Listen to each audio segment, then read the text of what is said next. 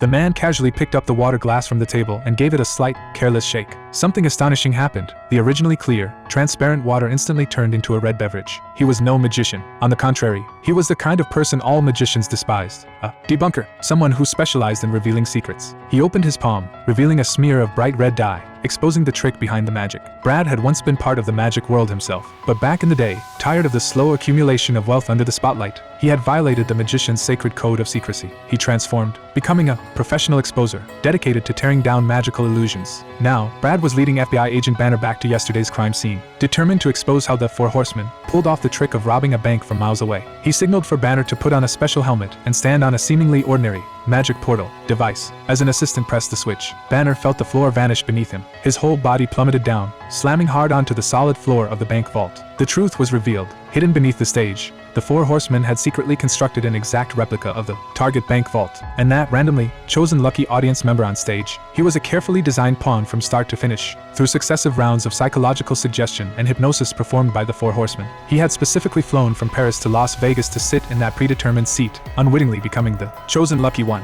As for how the money vanished from the Paris bank vault, Brad's explanation sounded downright bizarre. One of the horsemen had hidden underneath the armored truck beforehand. Once the truck entered the bank area, he used hypnosis to control the driver. They then replaced the real money inside the truck with counterfeit bills, made from special magic flash paper. Finally, inside the vault itself, a burst of magical flame erupted, instantly incinerating the mountain of fake bills without leaving a trace of odor or ash. Only then was this spectacular heist complete. However, this was all Brad's deduction based on clues, lacking concrete evidence. They could only wait for the Four Horsemen's second public performance, hoping to catch a flaw. The Four Horsemen's second show was even more shocking than robbing a bank remotely. Hypnotist Merritt guided the entire audience to write their bank account balances inside special envelopes and hold them up to their foreheads. Billionaire Arthur Tressler was also invited on stage. Naturally, the billionaire's envelope was different. It was a giant check with a staggering $140 million written on it. Then, under Merritt's command, the audience members used small flashlights to illuminate the information on their envelopes. Within seconds, gasps of disbelief erupted through the crowd. The account balances they had written down had magically gained several extra zeros. Conversely, the numbers on Arthur's check were visibly decreasing. Arthur panicked,